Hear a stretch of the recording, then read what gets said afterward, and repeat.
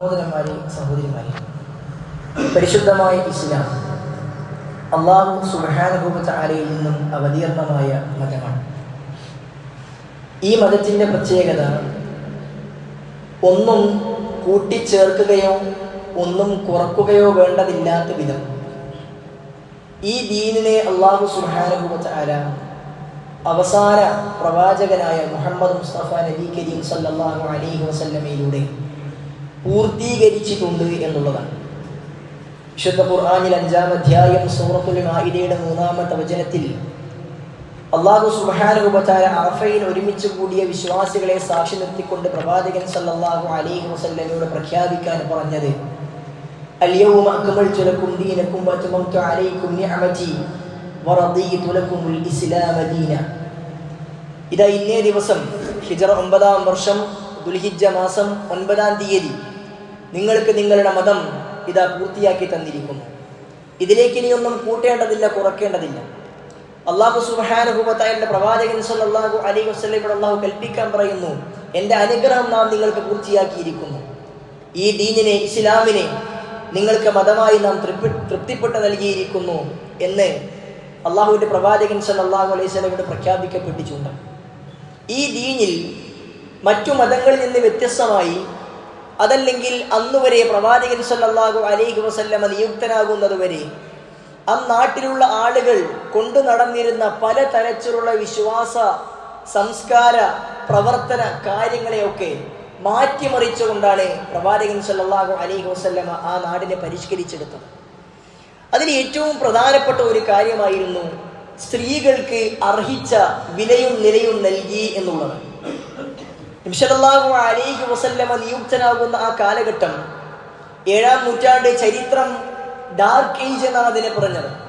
6-ാം നൂറ്റാണ്ടിന്റെ അവസാനത്തിൽ പ്രവാചകന് പൂജാതനാവുകയും 7-ാം നൂറ്റാണ്ടിൽ ജീവിക്കുകയും ചെയ്ത പ്രവാചകനാണ്. ആ കാലഘട്ടത്തെ അറിയപ്പെട്ടത് ഇരുണ്ട യുഗം എന്നാണ്. അറബിയിൽ അതിനെ അൽ ജാഹിലിയ എന്നാണ് വിളിച്ചിരുന്നത്. അൽ ജാഹിലിയ എന്ന് പറഞ്ഞാൽ അജ്ഞാനകാലം എന്നാണ്. ഒരു ജ്ഞാനവുമില്ലാത്ത, അറിവില്ലാത്ത ആളുകൾ ഉണ്ടായിരുന്ന ഒരു നാട് എന്നാണ്. അല്ലാഹു സുബ്ഹാനഹു വ തആല ആ സമൂഹത്തെ, ആ കാലത്തെ അങ്ങനെ വിളിക്കാനുണ്ടായ കാരണം അവർക്ക് യാതൊരു അറിവും ഇല്ലാത്തത് കൊണ്ടല്ല. വിജ്ഞാനം വളരെയധികം നേടിയെടുത്ത ഒരാളുകളായിരുന്നു അവർ. സാഹിത്യത്തിൽ ഏറെ മുന്നിൽ നിന്ന ആളുകളായിരുന്നു അവർ.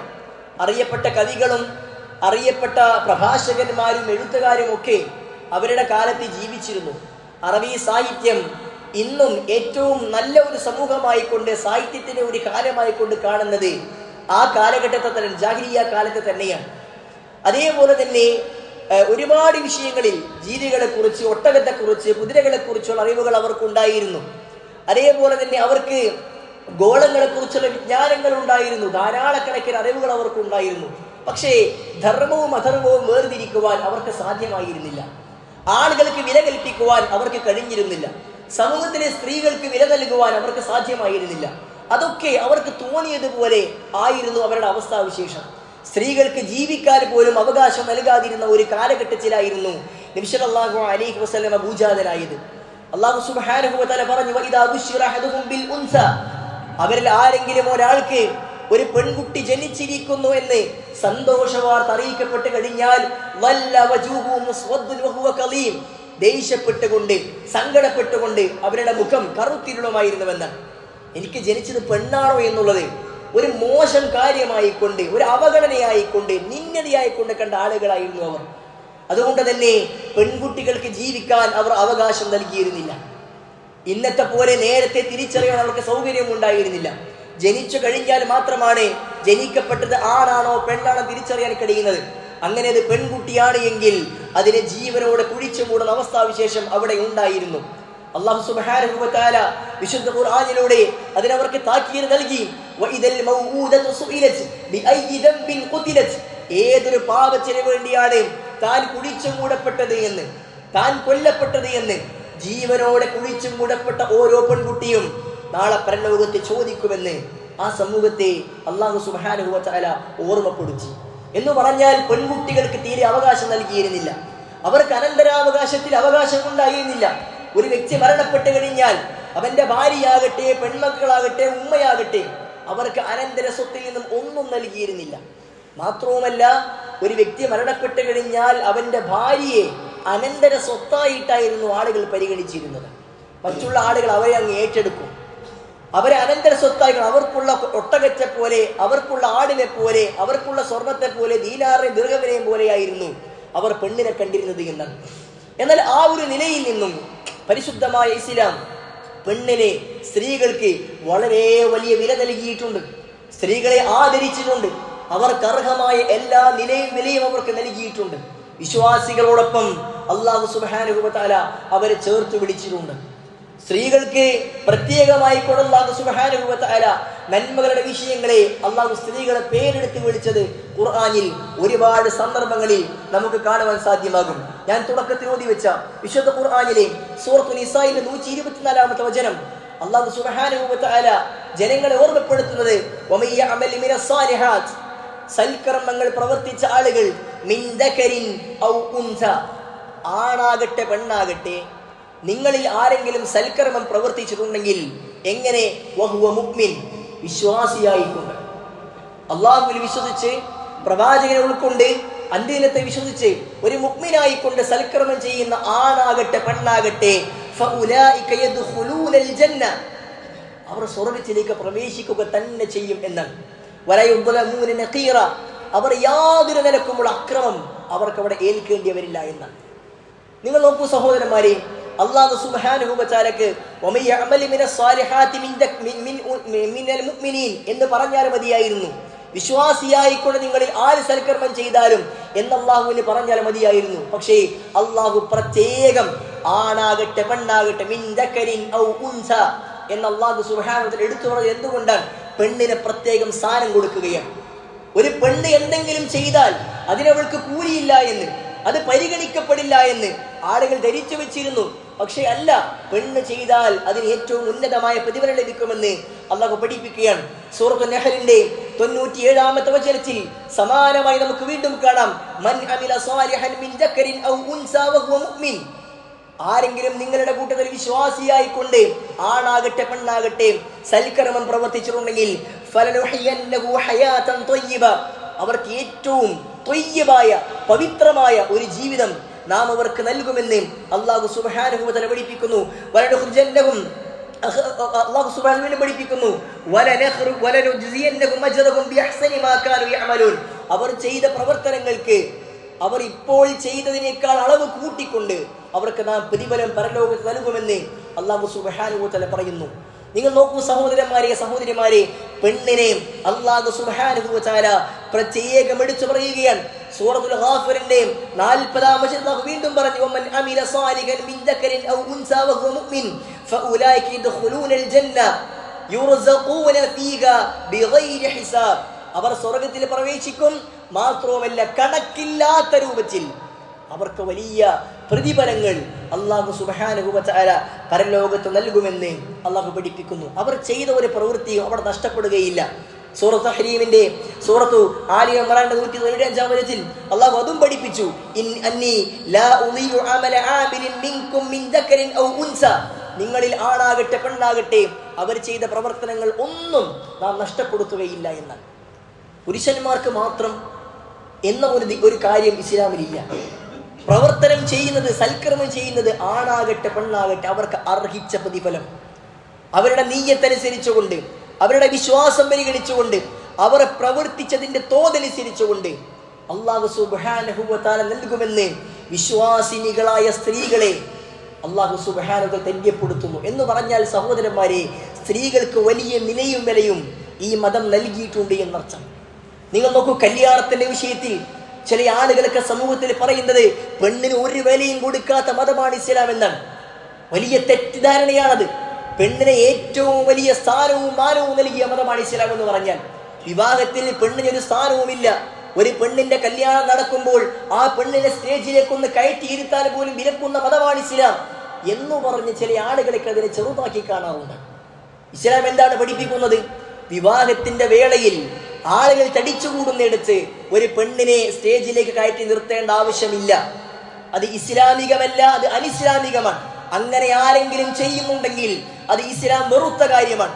ഒരു പെണ്ണിനെ അണിയിച്ചൊരുക്കിക്കൊണ്ട് നാട്ടുകാർക്ക് മുഴുവൻ കാഴ്ച വസ്തുവായിക്കൊണ്ട് കല്യാണ പന്തലിൽ സ്റ്റേജിന്റെ മുകളിൽ കയറ്റി നിർത്തുവാൻ ഇസ്ലാം പഠിപ്പിക്കുന്നില്ല. ഒരു പെണ്ണ് വിവാഹം ചെയ്യപ്പെടുന്നത് അവരുടെ ഭർത്താവിന് വേണ്ടിയാണ്, അവരുടെ ഭർത്താവ് കാണാൻ വേണ്ടിയാണ്, അവരുടെ ഭർത്താവിനെ ആസ്വദിക്കാൻ വേണ്ടിയാണ്. അതല്ലാതെ നാട്ടുകാർക്ക് ആസ്വദിക്കാൻ വേണ്ടിയല്ല ഒരു പെണ്ണിനെ ഇസ്ലാം കല്യാണം കഴിച്ചു വിടുന്നത്. എന്നാൽ ഒരു വിവാഹം എന്ന് പറഞ്ഞാൽ ഒരു പെണ്ണ് ആഗ്രഹിക്കാതെ, ഒരു പെണ്ണ് ഇഷ്ടപ്പെടാതെ, പെണ്ണ് അനുവദിക്കാതെ ഇസ്ലാം വിവാഹം കഴിക്കാൻ പാടുണ്ടോ? പാടില്ല എന്ന് ഇസ്ലാം പഠിപ്പിക്കുന്നത്. പ്രവാചകൻ സല്ലല്ലാഹു അലൈഹി വസല്ലം പിതാക്കന്മാരോട് പറഞ്ഞത്, നിങ്ങളുടെ മക്കളെ നിങ്ങളുടെ സഹോദരിമാരെ നിങ്ങൾ വിവാഹം ചെയ്യിക്കുന്നുവെങ്കിൽ നിങ്ങൾ അവരുടെ അനുമതി വാങ്ങണം എന്നാണ്. അവരുടെ അനുമതിയോടുകൂടി മാത്രമേ അവർ വിവാഹം ചെയ്യുവാൻ പാടുള്ളൂ. അതേ വിവാഹം കഴിയാത്ത കന്യകമാരാണെങ്കിൽ അവരുടെ മൗനമാണ് സമ്മതം.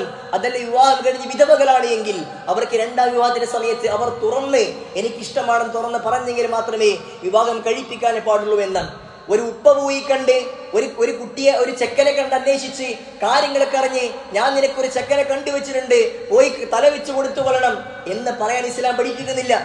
അങ്ങനെ ഒരു പിതാവ് ഒരു മകളെ വിവാഹം കഴിപ്പിച്ചിട്ടുണ്ടെങ്കിൽ, ആ മകൾക്ക് അത് ഇഷ്ടമില്ലാതെ നടന്നിട്ടുണ്ടെങ്കിൽ ആ ബന്ധം തന്നെ ശരിയാവുകയല്ലേ ഇസ്ലാം പഠിപ്പിക്കുന്നുണ്ട്.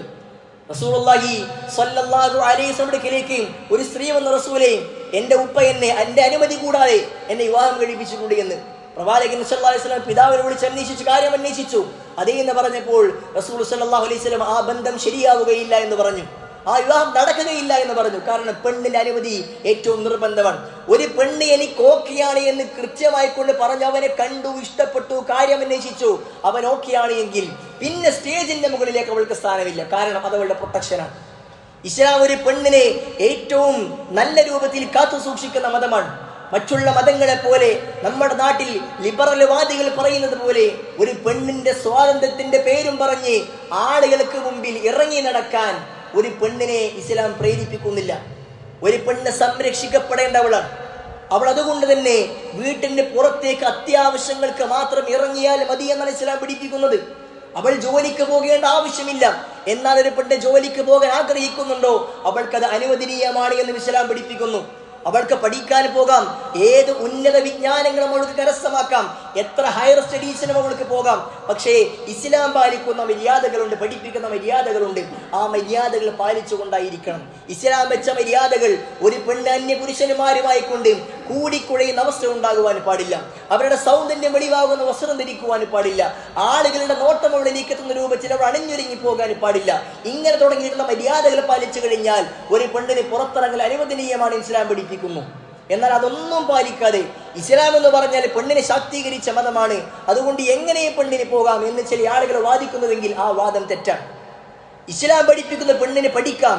ഇസ്ലാമിക ലോകം പരിശോധിച്ച് നോക്കുമ്പോൾ സ്ത്രീകളായ ഒരുപാട് വലിയ ആലിമാറ്റുകളെ, വലിയ പണ്ഡിതകളെ നമുക്ക് കാണുവാൻ സാധ്യമാകും.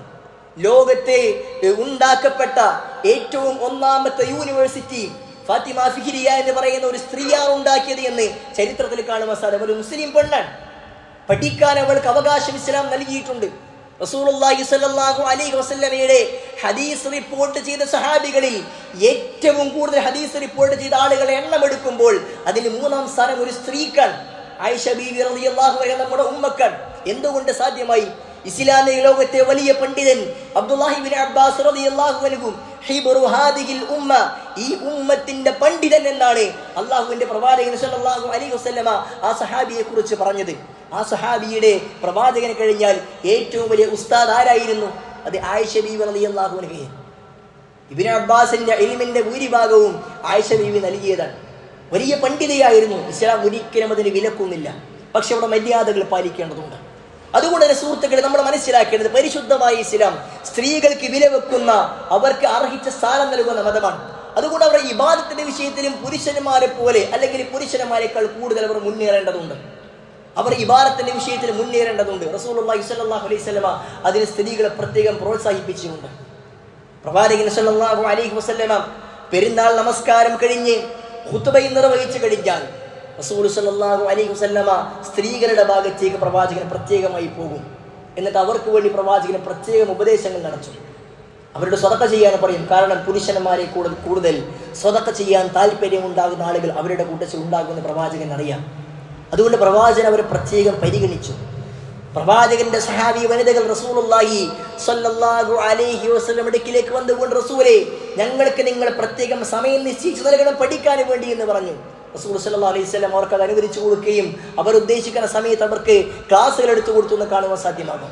അവർ ഉയരേണ്ടതുണ്ട് എന്ന് പ്രവാചകനെ പഠിപ്പിച്ചു. കാരണം ഒരു പെണ്ണ് നന്നായി കഴിഞ്ഞാൽ അതിലൂടെ ഒരു വലിയ സമൂഹം ഉണ്ടാകും, ഒരു സമൂഹം നന്നാകും. അൽ ഉമ്മു അവ്വലുൽ മദ്രസ എന്നാണ് അറബിയിലെ ചൊല്ല്. അൽ അബു അവ്വലുൽ മദ്രസ എന്ന് എവിടെയും കാണാൻ കഴിയില്ല. ഉമ്മയാണ് ഒന്നാമത്തെ മദ്രസ. ഒരു ഉമ്മ നന്നായാൽ ആ ഉമ്മയാണ് മക്കളെ നന്നാക്കേണ്ടത്, ആ ഉമ്മയാണ് കുടുംബത്തെ നന്നാക്കേണ്ടത്. വൽ മർഅതു റാഇയത്തുൻ ഫീ ബൈതി സൗജിഹാ, ഒരു പെണ്ണ് അവരുടെ ഭർത്താവിന്റെ വീട്ടിലെ കാര്യകർത്തൃത്വം ഏൽപ്പിക്കപ്പെട്ടവളാണ്. അവളാണ് വീടിനെ നന്നാക്കേണ്ടത്. ഭർത്താവ് പുറത്തിറങ്ങി ജോലിക്ക് പോകും. വീടകങ്ങളിൽ കൂടുതൽ സമയം മക്കളുടെ കൂടെ ചെലവഴിക്കേണ്ടി വരുന്നത് സ്ത്രീകളാണ്. അവൾ നന്നായെങ്കിൽ മക്കൾ നന്നാകും, അവൾ മോശമായാൽ മക്കളും മോശമാകുമെന്നാണ്. അതുകൊണ്ട് പെണ്ണിനെ ഇസ്ലാം വലിയ പരിഗണന കൊടുത്തിട്ടുണ്ട്. അവൾ പഠിക്കട്ടെ, അവൾ നമസ്കരിക്കുവാൻ പള്ളിയിൽ പോകാൻ ആഗ്രഹിക്കുന്നുണ്ടെങ്കിൽ അത് ആയിക്കൊള്ളട്ടെ എന്നാണ് റസൂലുള്ളാഹി സ്വല്ലല്ലാഹു അലൈഹി വസല്ലം പഠിപ്പിച്ചത്. പെണ്ണിനെ പള്ളിയെ തൊട്ട് തടയുന്ന മരമാണ് എന്ന് ചില ആളുകൾക്ക് ഇവിടെ ധാരണയുണ്ട്. മുസ്ലിം പെണ്ണ് പള്ളിയിൽ പോകേണ്ട ആവശ്യമില്ല എന്ന് ചില ആളുകളുടെ ഫത്വ നൽകിയിട്ടുണ്ട്. പരിശുദ്ധമായ ഇസ്ലാമിന്റെ പ്രമാണങ്ങൾക്ക് വിരുദ്ധമാണ് അത്തരം ആശയങ്ങൾ. റസൂലുള്ളാഹി സ്വല്ലല്ലാഹു അലൈഹി വസല്ലം പറഞ്ഞത് സ്വഹാബികളോട് പറഞ്ഞു, ലാ തംനഉ നിസാഅകുമുൽ മസാജിദ്, അല്ലയോ വിശ്വാസികളെ, പുരുഷന്മാരെ, നിങ്ങൾ നിങ്ങളുടെ സ്ത്രീകളെ, നിങ്ങളുടെ ഭാര്യമാർ, നിങ്ങളുടെ അധീനതയിലുള്ള നിങ്ങളുടെ പെൺമക്കൾ, നിങ്ങളുടെ സഹോദരിമാർ, അവർ നിങ്ങളോട് വീട്ടിലേക്ക് പള്ളിയിലേക്ക് പോകാൻ അനുമതി ചോദിച്ചാൽ ഫലാ തംനഉ, നിങ്ങൾ അവർ തടയുവാൻ പറഞ്ഞു. ഹദീസിൽ ഇദസ്തഅനത് ഇംറാതു അഹദുക്കും, നിങ്ങളിൽ ഒരു പെണ്ണ് നിങ്ങൾക്ക് പള്ളിയിൽ പോകാൻ അനുമതി ചോദിച്ചാൽ നിങ്ങൾ ഫലാ യംനഅഹ, അവളെ തടയുവാൻ പാടില്ല എന്നാണ്. ഒരു പെണ്ണ് പള്ളിയിലേക്ക് പോകാൻ അനുമതി ചോദിച്ചിട്ട് നീ പോകണ്ട എന്നൊരാൾ പറഞ്ഞാൽ അവൻ അള്ളാഹുവിന്റെ കൽപ്പനയ്ക്ക് വിരുദ്ധമാണ് ചെയ്തത്. അവൻ അനുവദിക്കണമെന്നാണ് ഭർത്താക്കന്മാരോട് പറയുന്നത്, അനുവദിക്കണമെന്നാണ്.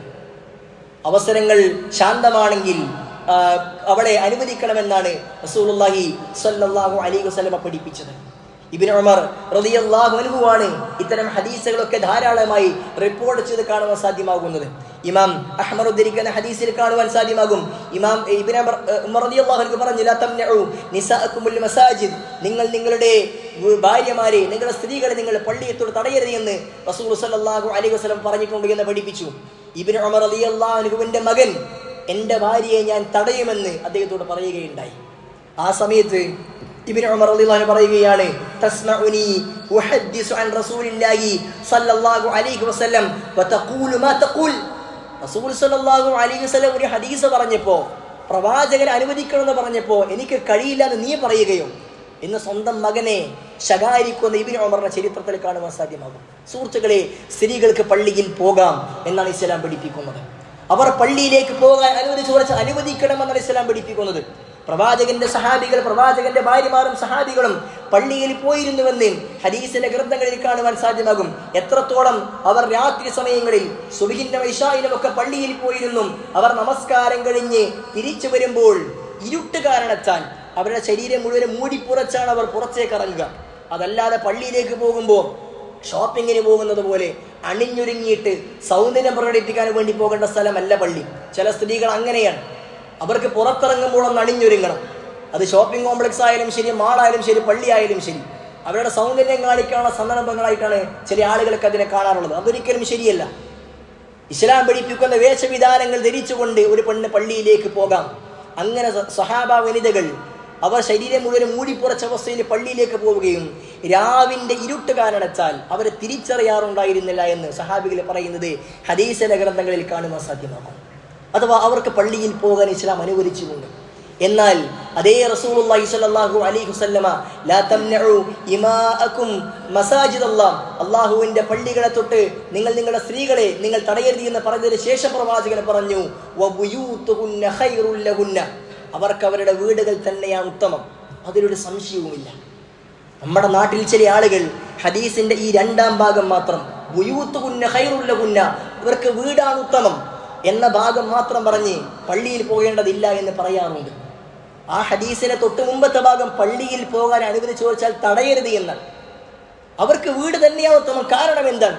അവർ പുറത്തേക്ക് ഇറങ്ങുമ്പോൾ ഒരുപാട് പ്രശ്നങ്ങൾക്ക് കാരണമാകും. മാത്രമല്ല അവർ കുറെ സൂക്ഷ്മത പാലിക്കേണ്ടതുണ്ട്. അതിനവർക്ക് സാധ്യമാകാത്തത് കൊണ്ട് തന്നെ പുരുഷന്മാരെ പോലെ അവർ പള്ളിയിലേക്ക് പോകേണ്ടതില്ല. പുരുഷന്മാരെ സംബന്ധിച്ചിടത്തോളം അവർ പള്ളിയിൽ വെച്ചാണ് അവരുടെ നമസ്കാരം. ഫർദ് നമസ്കാരങ്ങൾ അവർ പള്ളിയിൽ വെച്ച് മാത്രമാണ് നമസ്കരിക്കേണ്ടത്. ഒരു പുരുഷന് വീട്ടിൽ വെച്ച് നമസ്കരിക്കുന്ന അവസ്ഥാവിശേഷം ഇസ്ലാം അവൻ അംഗീകരിക്കുന്നില്ല. ഒരു പുരുഷൻ പള്ളിയിൽ വിളിവന്ന് നമസ്കാരത്തിലേക്ക് വിജയത്തിലേക്ക് വാ എന്ന് വിളി പ്രത്യേകമായും പുരുഷന്മാരോടാണ്. അതുകൊണ്ട് തന്നെ ജമാഅത്ത് നമസ്കാരങ്ങൾക്ക് പള്ളിയിലേക്ക് എത്തൽ പുരുഷനെ സംബന്ധിച്ചിടത്തോളം വാജിബാണ്, നിർബന്ധമാണ്. 5 നേരവും അവർ പള്ളിയിലേക്ക് എത്തേണ്ടതുണ്ട്. അതുപോലെ ഒരു പെണ്ണ് പോകേണ്ട ആവശ്യമില്ല, അവൾക്ക് വീട്ടിൽ വെച്ച് നമസ്കരിച്ചാൽ മതി. എന്നാൽ ഇനി ഒരു പെണ്ണ് വീട്ടിലേക്ക് പോകാൻ പള്ളിയിലേക്ക് പോകാൻ ആഗ്രഹിക്കുന്നുണ്ടെങ്കിൽ നിങ്ങൾ അവരെ തടയാൻ പാടില്ല എന്നാണ് റസൂലുള്ളാഹി സ്വല്ലല്ലാഹു അലൈഹി വസല്ലം പഠിപ്പിച്ചത്. പുരുഷൻ പള്ളിയിൽ പോയി നമസ്കരിച്ചാൽ കിട്ടുന്ന കൂലി ഒരു പെണ്ണ് പള്ളിയിൽ പോയി നമസ്കരിച്ചാലും കിട്ടും. വീട്ടിൽ നിന്ന് വുളൂ ചെയ്തുകൊണ്ട് പള്ളിയിലേക്ക് നടന്നു വന്നാൽ ഓരോ കാലടിക്കും കൂലി ഉണ്ടെന്ന് പ്രവാചകൻ പറഞ്ഞു. അത് പുരുഷന് മാത്രമല്ല, ഒരു പെണ്ണ് വന്നാൽ ആ പെണ്ണിനും കിട്ടും. എന്നാൽ പെണ്ണ് വരേണ്ടതില്ല, നിർബന്ധമുള്ള വിഷയമല്ല, അവൾക്ക് അനുവദനീയമാണ്. ഒരു പെണ്ണ് ഇത്തികാഫിരുന്നാൽ അവൾക്ക് അനുവദനീയമാണ്.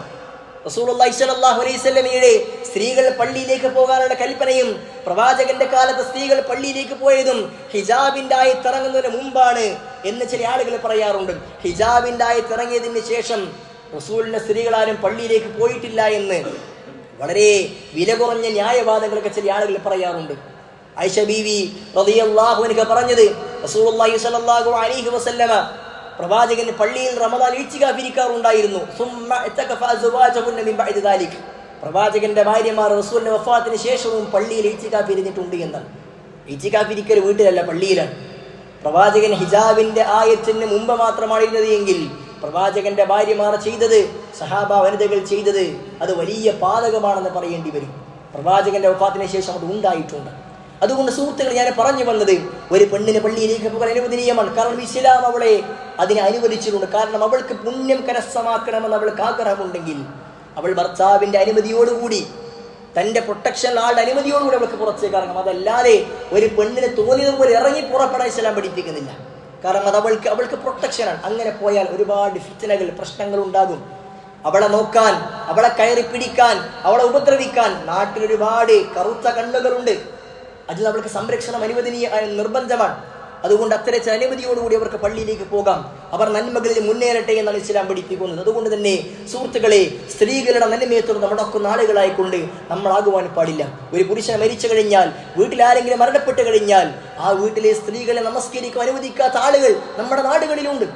ഒരു പെണ്ണിന് മയ്യിത്ത് നമസ്കാരം പറഞ്ഞിട്ടില്ല എന്ന് പറഞ്ഞുകൊണ്ട് വിലക്കുന്ന ആളുകളുണ്ട്.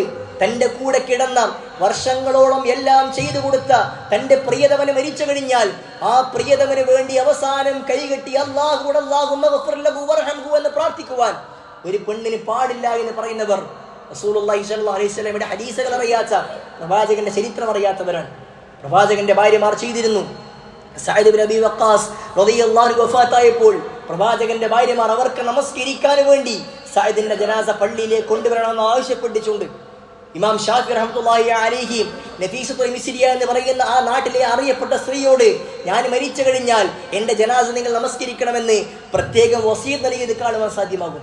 ഇതൊക്കെ ഇസ്ലാം പഠിപ്പിക്കുന്ന കാര്യം. കാരണം അവർക്ക് കൂലി കിട്ടേണ്ടതുണ്ട്. കാരണം ഒരു വ്യക്തി മരിച്ചു കഴിഞ്ഞാൽ, മരിച്ചവരെ വേണ്ടി നമസ്കരിക്കപ്പെട്ട് കഴിഞ്ഞാൽ മരിച്ച വ്യക്തിക്ക് മാത്രമല്ല കൂലിയുള്ളത്. ഒരു വ്യക്തി മരണപ്പെട്ട് അവന് വേണ്ടി ഒരാൾ നമസ്കരിച്ചാൽ അവരുടെ ഒരു ഖീറാത്ത് പ്രതിഫലമുണ്ട് എന്നാണ്. എന്താണ് ഖീറാത്ത് എന്ന് പറഞ്ഞാൽ? ഒരു വലിയ പർവ്വതത്തോളം, ഉഹുദ് മലയോളം വലിയ പുണ്യം അത് കിട്ടും. അത് പെണ്ണിനത്തോട് തടയുവാൻ പാടില്ല. സ്ത്രീകൾക്ക് നന്മ ലഭിക്കേണ്ടതുണ്ട്. അതല്ലാതെ അവർ വീടിന്റെ അകത്തളങ്ങളിൽ കെട്ടിയിടപ്പെട്ട് അവർ പള്ളിയിലേക്കും പോകാതെ ഒന്നും ചെയ്യാതെ നിൽക്കണമെന്ന് ഇസ്ലാം ശഠിക്കുന്നില്ല. ഇനി ഒരു പെണ്ണങ്ങനെ വിചാരിക്കുന്നതെങ്കിൽ അവൾക്ക് ആഗ്രഹമാണ്, അവൾ പള്ളിയിൽ പോകാൻ ഉദ്ദേശിക്കുന്നില്ല, പുറത്തിറങ്ങാനും ഉദ്ദേശിക്കുന്നില്ല, അവൾക്ക് അനുവദനീയമാണ്. അതാണ് അവൾക്ക് നല്ലത്. പുറത്ത് ഫിത്നയാണ് അവൾക്ക് ഉദ്ദേശമുണ്ടെങ്കിൽ അവൾ അങ്ങനെ ചെയ്തു കൊള്ളട്ടെ. അതല്ലാതെ പിന്നെ ഷോപ്പിങ്ങൾക്ക് പോകാം, മാളുകളിൽ പോകാം, ഉറൂസുകളിൽ പോകാം, ആഘോഷങ്ങൾക്ക് പോകാം. പള്ളിയിൽ നമസ്കരിക്കാൻ പോയാൽ മാത്രം ഒരു ഫിത്ന എന്നുള്ളത് അത് സമൂഹത്തിൽ ഫിത്ന ഉണ്ടാക്കാൻ വേണ്ടി മാത്രമുള്ള വാദമാണെന്ന് മനസ്സിലാക്കുക. അതുകൊണ്ട് സഹോദരന്മാരെ, വിശ്വാസിയായ പുരുഷനാകട്ടെ സ്ത്രീകളാകട്ടെ നന്മയിൽ മത്സരിക്കേണ്ടവരാണ് എന്നാണ് ഇസ്ലാമിന്റെ പ്രഖ്യാപനം. ആ നന്മകളിൽ എപ്പോഴും മത്സരിക്കുവാൻ നമ്മൾ തയ്യാറാകണം. വസാരിഉ ഇലാ മഗ്ഫിറത്തിൻ മിർ റബ്ബിക്കും വജന്നത്തിൻ അർദുഹാ അസ്സമാവാതി വൽ അർദ് ഉഇദ്ദത് ലിൽ മുത്തഖീൻ. വിശ്വാസികൾക്ക് വേണ്ടി ഒരുക്കപ്പെട്ട, മുത്തഖീങ്ങൾക്ക് വേണ്ടി ഒരുക്കപ്പെട്ട സ്വർഗത്തിലേക്കും അള്ളാഹുവിൻ്റെ മഗ്ഫിറത്തിലേക്കും പാപമോചനത്തിലേക്കും സത്യവിശ്വാസികളായ പുരുഷന്മാരെ, സ്ത്രീകളെ നിങ്ങൾ മത്സരിച്ചു കൊള്ളുക, ഓടിയെടുത്തു കൊള്ളുക എന്നാണ് അള്ളാഹുവിൻ്റെ കൽപ്പന. അതുകൊണ്ട് സഹോദരന്മാരെ, നന്മകൾ നമ്മൾ മത്സരിക്കുവാൻ തയ്യാറാവുക. അള്ളാഹു സുബ്ഹാനഹു വ തആല നന്മകൾ സാധ്യമാകുന്നത്ര പ്രവർത്തിക്കാനുള്ള തൗഫീഖ് നമ്മൾക്ക് ഏവർക്കും നൽകി അനുഗ്രഹിക്കുമാറാകട്ടെ.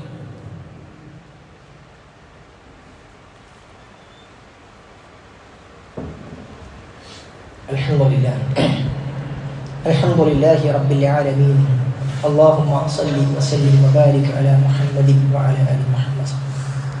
അല്ലാഹു സുബ്ഹാനഹു വ തആലയെ സൂക്ഷിച്ചും ശ്രദ്ധിച്ചും ജീവിക്കണമെന്ന് ഒരിക്കൽ കൂടി ഓരോരുത്തരെയും ഉണർത്തുകയാണ്, ഉപദേശിക്കുകയാണ്.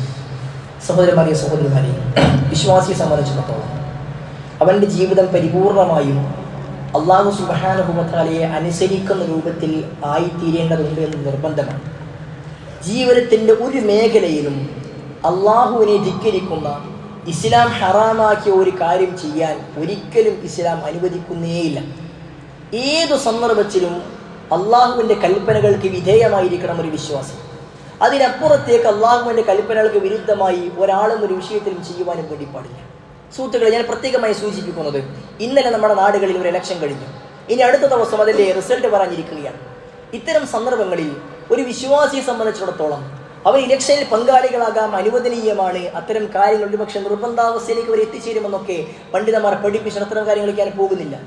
മറിച്ച് ഇത്തരം സന്ദർഭങ്ങൾ ഉണ്ടാകുമ്പോൾ, ഒരു റിസൾട്ട് വന്നാൽ, ഒരു ഇലക്ഷന് വന്നാൽ, ഒരു പാർട്ടി വന്നാൽ, ഒരു വീട്ടിലെ ഒരു ഫംഗ്ഷന് വന്നാൽ, കല്യാണം വന്നാൽ, ഇവിടെയൊക്കെ ഇസ്ലാമിൻ്റെ അധ്യാപനങ്ങൾ മാറ്റിവെക്കുന്ന അവസ്ഥ നമുക്ക് ഉണ്ടാകുവാൻ പാടില്ല. ആളുകളെ ബുദ്ധിമുട്ടിക്കുന്ന അവസ്ഥാവിശേഷം ഒരിക്കലും ഉണ്ടാകുവാൻ പാടില്ല. അന്യനെ കുറിച്ച് അപവാദം പറയുന്ന അവസ്ഥാവിശേഷം നമുക്ക് ഉണ്ടാകുവാൻ പാടില്ല. അന്യനെ സമൂഹത്തിൽ തേജോധനം ചെയ്യുന്ന അവസ്ഥാവിശേഷം നമുക്ക് ഉണ്ടാകുവാൻ പാടില്ല. നമ്മളെ സംബന്ധിച്ചോ നമ്മൾ ഏതെങ്കിലും ഒരു പാർട്ടിയെ അനുകൂലിക്കുന്നവരാണ് എന്നുള്ളത് കൊണ്ട് മറ്റുള്ള ആളുകളെയൊക്കെ പരമാവധി താറടിച്ച് വടക്കാക്കുക എന്നൊരവസ്ഥ നമുക്ക് ഉണ്ടാകാൻ പാടില്ല.